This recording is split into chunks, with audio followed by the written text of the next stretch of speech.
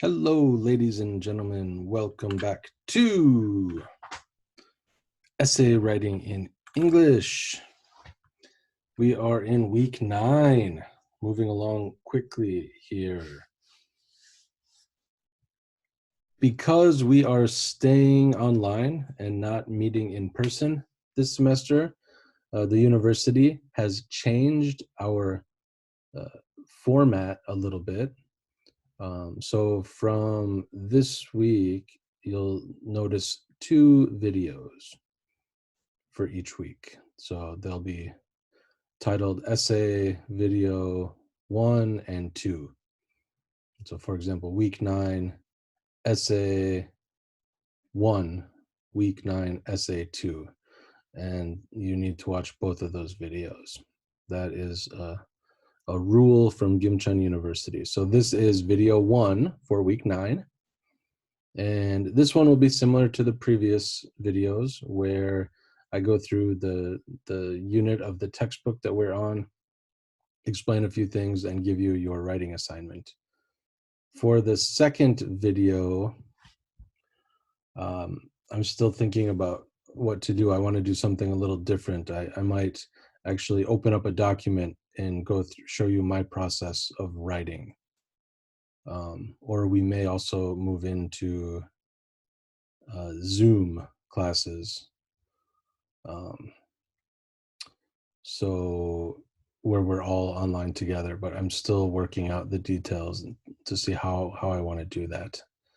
I'll let you know soon when I finally decide what we're going to do. So for now, anyway, please follow along. And I'm going to start with going over the activity 7 and 8 from last week's homework. Vocabulary, and I won't go into great detail, but just let you know what these answers are so you can check your work.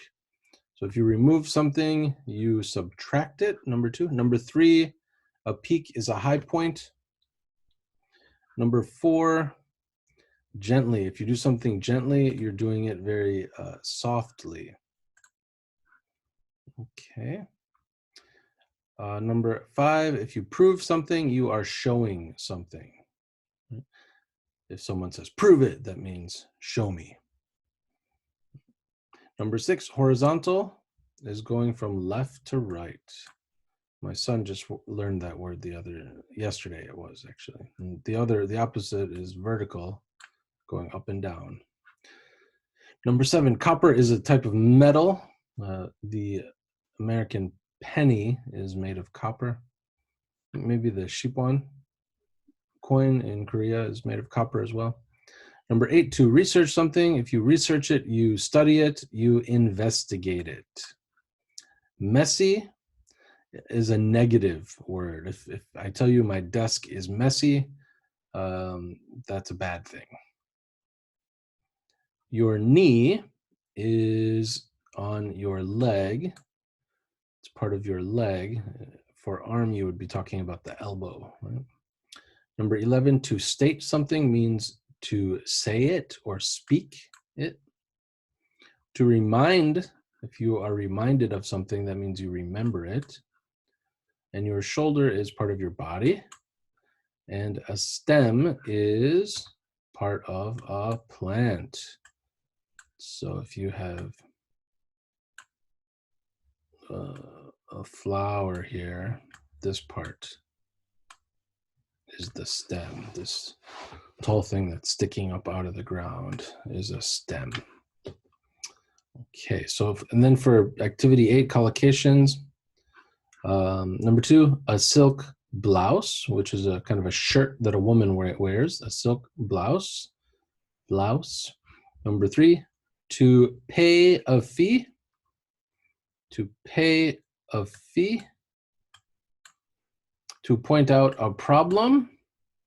My left elbow. A smart idea. A worm can't be smart, right? We wouldn't say this is a smart worm. It's a smart idea. He reminded me of my father, means Maybe he was similar to my father in some way. Maybe he looked like my father. Maybe he acted like my father. He reminded me of my father. The opposite side, number 9, tiny bubbles, very small bubbles. And you convey or explain or show information. You have a tight lid. The lid is the top of a container.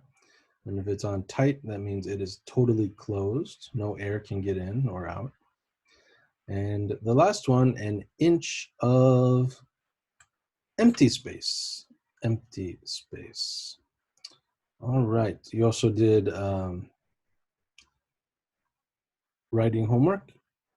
You talked about process writing, where you start with first, second, third, etc. So I am in the process of reading those now, and I'll get feedback to you soon. Okay. And that brings us to Unit 8, which is descriptive paragraphs. Descriptive paragraphs, and that means that we are, of course, describing something. Describing something. So you can guess if you're going to describe something, you're going to be using a lot of adjectives. Hard to describe something without adjectives. And we'll talk about these words here, denotation and connotation. Those are kind of difficult words, but not too hard to grasp once you understand what these difficult words mean. And finally, we'll do prepositions of location. So those little words that tell us where something is located. So in, on, next to, etc. All right. Of course, we describe things every day, so this is not a new idea for you. You do it in Korean every day. So what is a descriptive paragraph? Let's look at this box here that very efficiently explains it. So of course it describes. So a couple of weeks ago we did definition paragraphs where you define something. We don't want to do that here. We want to give impressions, tell us kind of our thoughts about something, not telling, for example, if we're going to talk about kimchi, we're not going to describe what kimchi is. We're going to tell how kimchi, maybe how it looks, how we feel when we see it or when we smell it. So we are showing the reader instead of just telling the reader directly. And it should should make some sort of image in the reader's mind. Just from reading your writing, the reader can sort of imagine how it sounds or how it tastes, how it feels, how it looks, how it smells.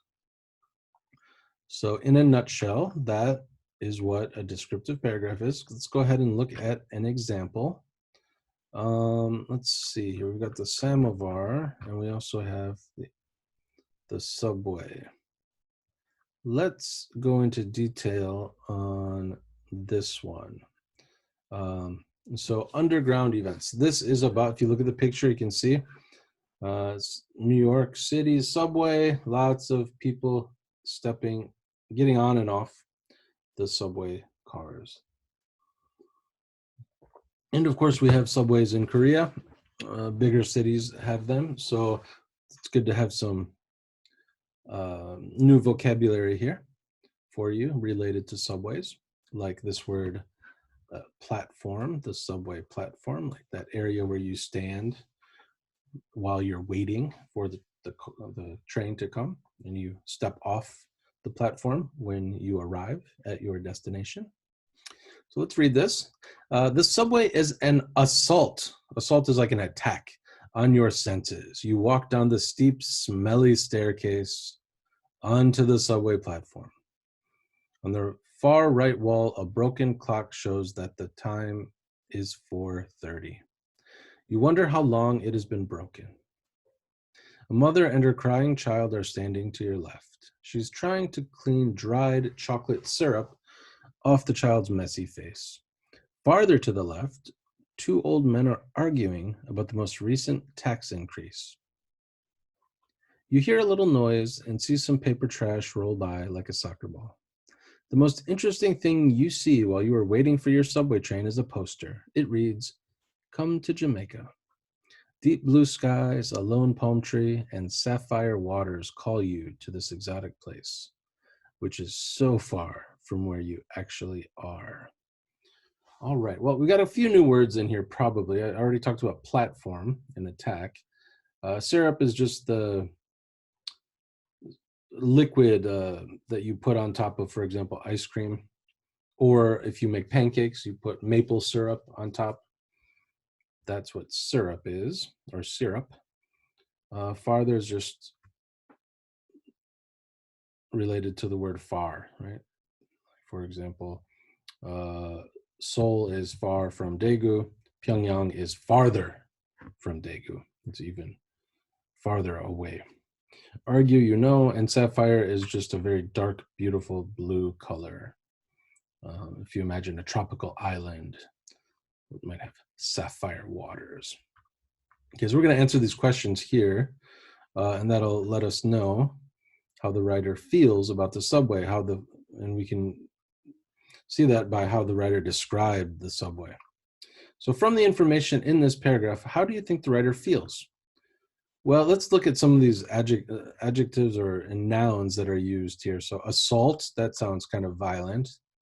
And then we got the staircase is smelly. The clock is broken.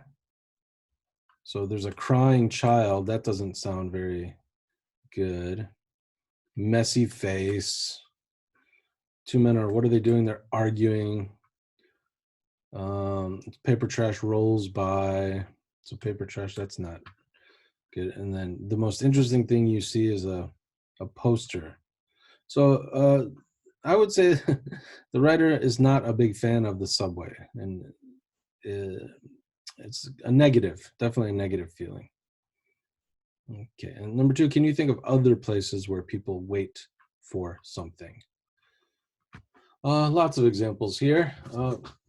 If you want another example like the subway, of course you could wait for the bus wait at a bus stop. When I go to the gucheng or the post office, or bank, you take a number and you have to wait there. So that's just a couple of examples. Which of the five senses does the writer use, and give examples? Well, we don't have to go through all of them, but let's do a couple. So smelly staircase, that deals with the sense of smell. Of course, see, right? The writer sees a broken clock. So there's sight. Crying child is related to you hear that. So that's related to your sense of sound. Same with arguing. So there's a few there. What verb tense, this is a good one. What verb tense is used, and why do you think the writer chose that one? Well, let's go back here. The subway is an assault. Okay. You walk down on the floor. Broken clock shows. So we're using present, mostly present simple. There's also some present continuous, like the two old men are arguing. Let's think about why. Why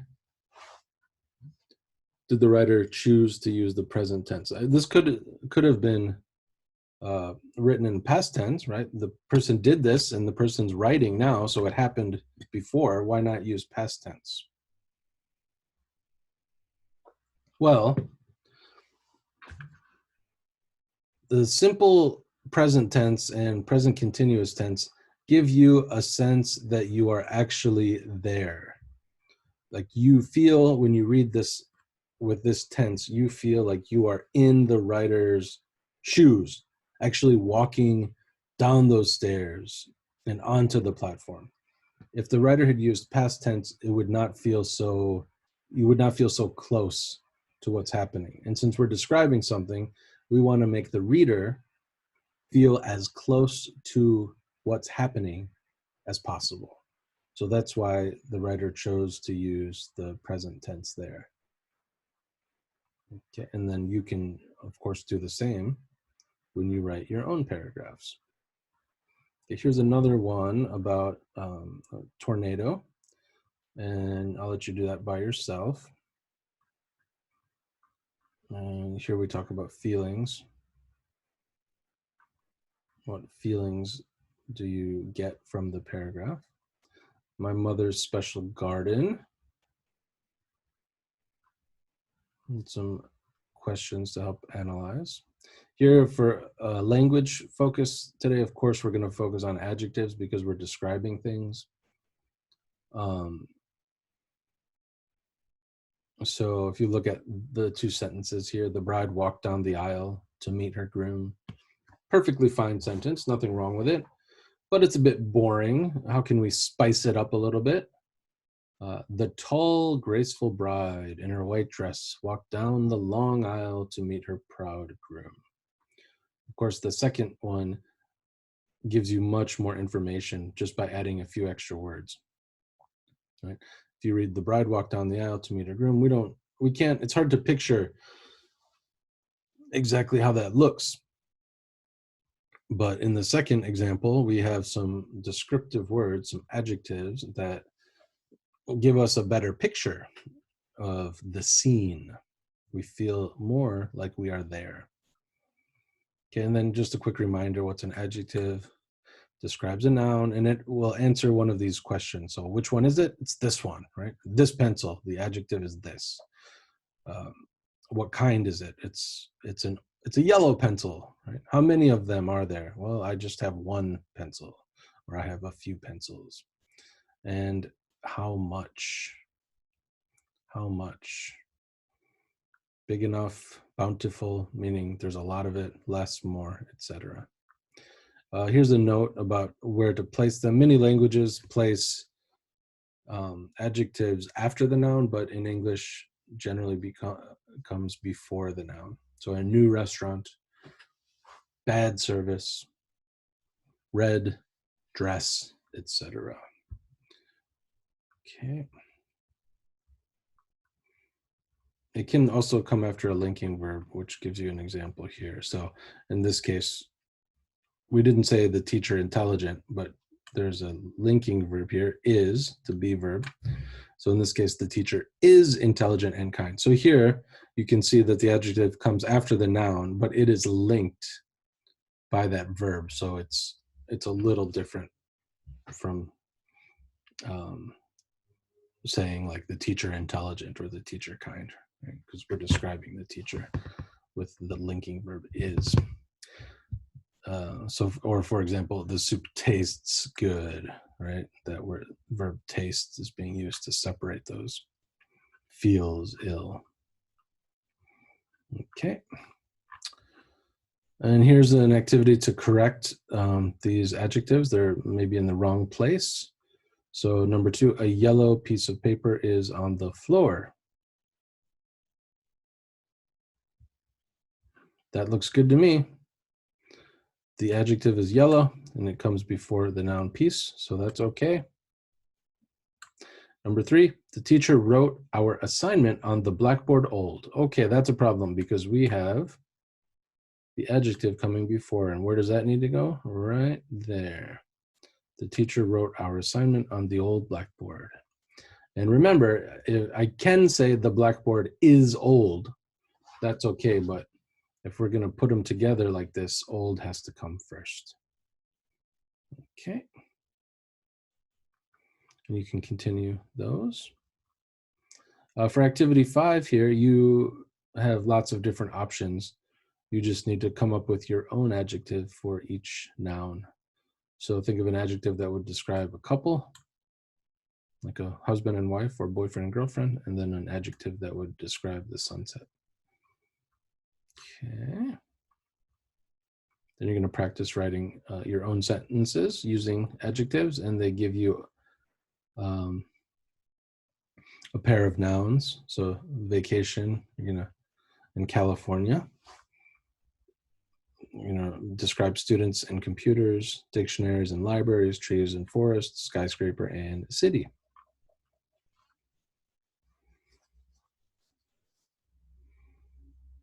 Okay, let's move on. Okay, now these words denotation and connotation that sound very hard and scary, but they are not. It's pretty simple. If you think of denotation, this big D here, think of dictionary. Denotation is it's real actual dictionary meaning. Okay, so think of it as having no emotion at all. Connotation, though, is dealing with its emotional meaning, right? So some words have certain meanings to them. For example, and here we have the thrifty old man and the stingy old man. Okay, both of these words describe someone who's careful with money. Okay, they have the same dictionary definition. Yeah. Thrifty, stingy, careful with money. But one of these has more of a positive meaning, thrifty, and one has a negative meaning, stingy. Right? So if you are thrifty, you're careful with your money, but you're not greedy or anything. It just means you're smart with your money. But if you are stingy, then that meaning is a little bit more like you're greedy and you don't like to share. So because we're describing in this unit, it's good to know what kind of meanings you can get from different words. Okay. So you can look at also at this word, skinny, slender, thin. Skinny is negative. It doesn't sound nice if I say, oh, my friend's skinny. Kind of sounds bad. Slender is much more positive.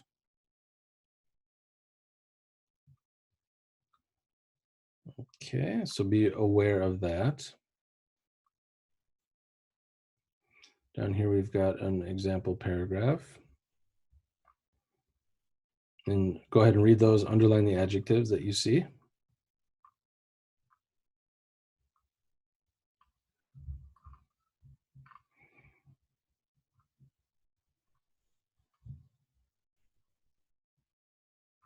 Okay, and answer those questions. And then you'll probably need your dictionary here to find some adjectives that have a positive connotation and negative connotation to describe these nouns over here, 2 through 8. So for example, cheese can be creamy or buttery or light. Those are all very positive. It could be rancid, like very old and rotten. It could be smelly and stinky.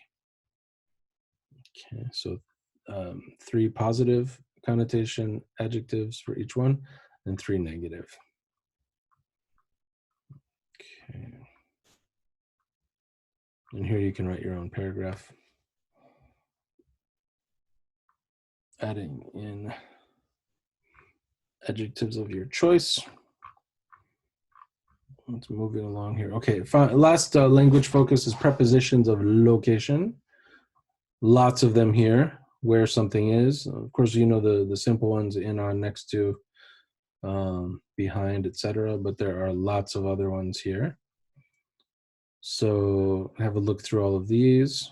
If you don't know what one of them means, please look it up and look up examples of how it's used. Okay, this one in your classroom, that's going to be hard since we're not in a classroom right now. You can use your bedroom or living room instead, or a room in your house or apartment. Okay.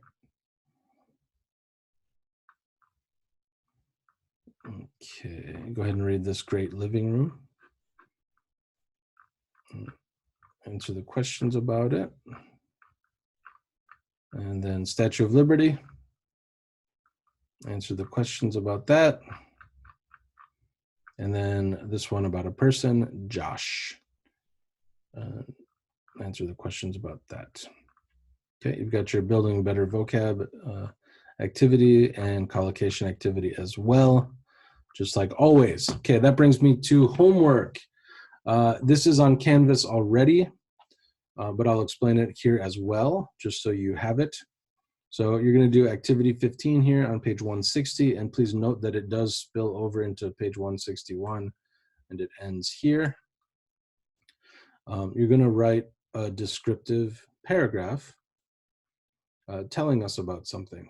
And so you're going to choose your topic, brainstorm some sensory adjectives that are related to the five senses, come up with a good topic sentence, and then write your supporting sentences.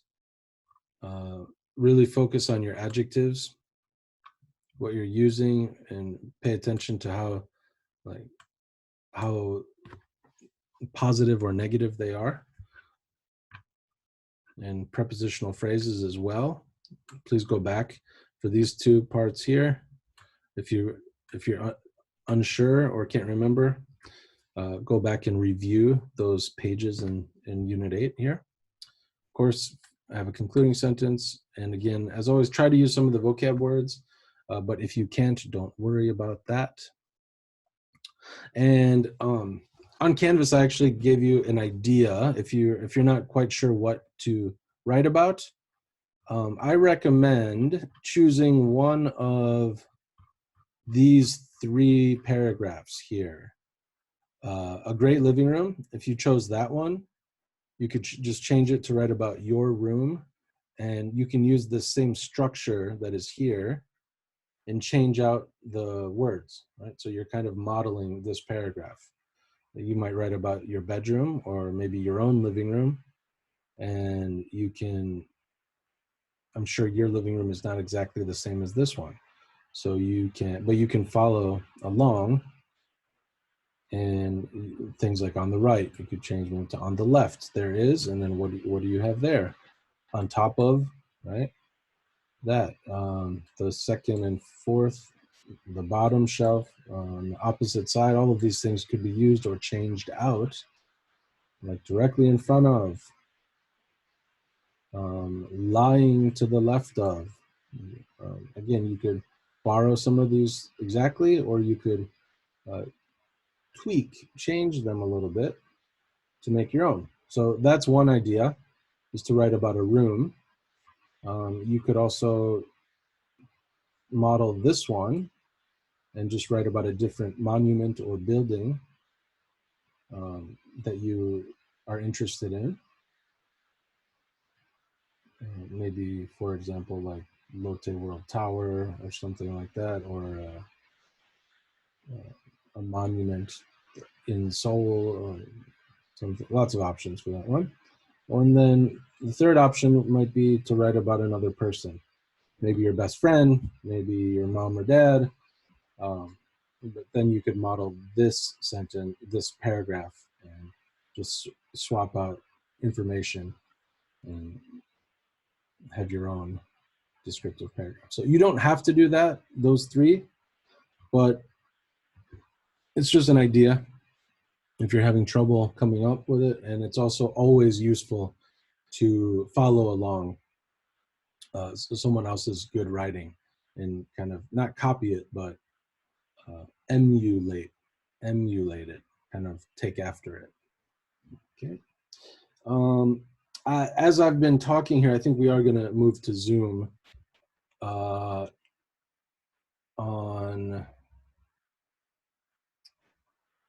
May 19th. May 19th will be our first class on Zoom. We will meet there. I'll send you a link. Some of you may already have downloaded the app because you're in my other class. But if you have not, I'll send you the link on Kakao, and you need to do that as soon as possible so you have some time to look at it and see how it works. It's pretty simple, but it's always nice to know. And I'm gonna make a little video showing you how to use it for the second video of this week, so you know what it looks like and how to use it, and be more comfortable with it. And we'll do kind of writing seminar for the rest of the semester on Tuesday afternoon during our regular class time, which is, to look it up, I think at 2 o'clock. So yeah, 2 o'clock, and it'll be from about 2 to 3:20. And we'll go back through, through all of these units and do some real-time writing, and I can give you direct feedback through our the chat function on Zoom. So that's it for this video. If you have any questions, please feel free to let me know. And again, leave a comment below the video. And I look forward to seeing you soon in person on Zoom in about a week and a half.